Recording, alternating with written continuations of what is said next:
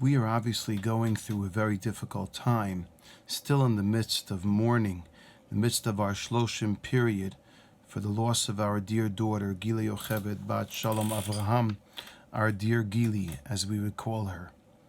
And there's a very, very interesting and pertinent message which seems to reveal itself in this week's Parsha that is quite revealing to us and certainly relevant to those around.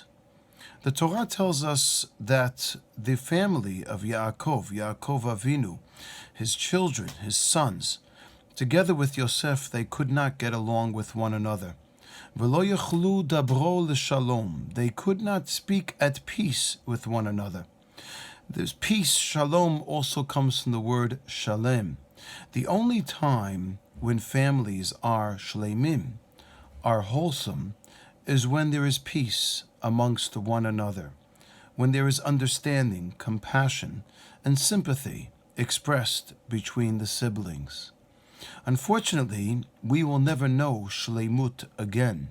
We will never be complete and wholesome because one of our brethren, our dear Gila, our sister, our daughter, our granddaughter, our niece, is no longer with us.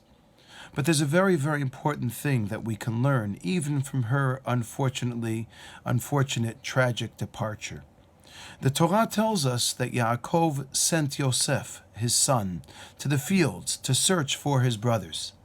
And Yosef comes across a man. And what does Yosef say? Et achai anochi mevakesh. I, Yosef, am looking for my brothers. What's being described here in the Torah is not only a physical locale. Yosef is describing the fact that I want to be the type of person who is et achai anochi mevakesh. I want to understand my brothers. I want to come to terms with my brothers. I want to make peace with my brothers. And even though Yosef might very well have known that he did not do so at the beginning of his journey together with his family, at this point he understands very well, I must go and meet them in their terms as well. I must begin to understand them so that there can be a certain amount of sensitivity and a certain amount of dialogue between us. Et achai anochi mevakesh. That is a unique personality. Someone who's interested in dialoguing, in understanding, and ultimately relating and creating a rapport with others who might see things differently than themselves. And the Torah reveals this to us at the end of the Parsha. Towards the end of the Parsha, Yosef finds himself in Mitzrayim, a strange land and a strange place, a strange nation, which certainly does not resonate with who Yosef was. This is a promiscuous society, an idolatrous society, a strange society. And yet Yosef finds himself within the bowels of this strange center. And he's ultimately sent to prison. In this prison, he is with many Egyptians who he finds obviously strange. He might have been even with other nationalities that certainly he could not relate to. And yet, what is the one thing the Torah tells us that Yosef does in the heart of prison, at the time of depression, at a time when he could have been completely engulfed with anxiety, depression, and certainly anxiousness and an unwillingness to relate to those around him? Yosef turns to his fellow prisoners and he says, Madua pneichem ra'im hayom. Why are you destitute today? Why are you down and out? Why are you upset? What troubles you, my brother? This is an outstandingly unique individual who has compassion, empathizes with the people around him. It's not every day that we meet these kinds of people who are concerned with even the strangers who are around them and willing to give them the time of day. This was the type of person our Gila was.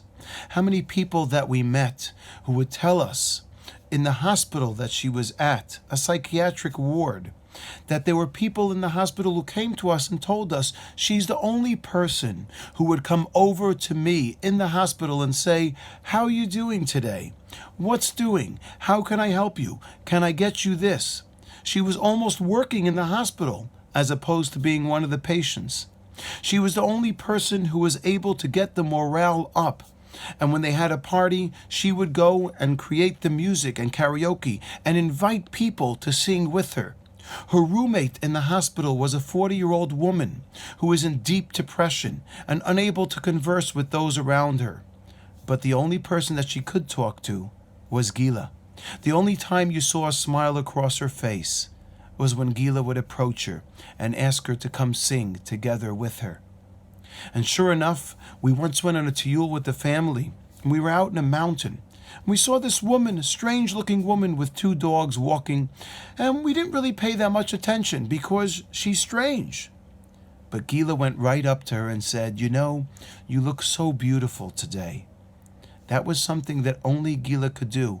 And the woman started to converse with her and fell in love with her and said, "Gila, come over to my house. We can talk some more." And she was so happy as a result of that approaching and as a result of that conversation.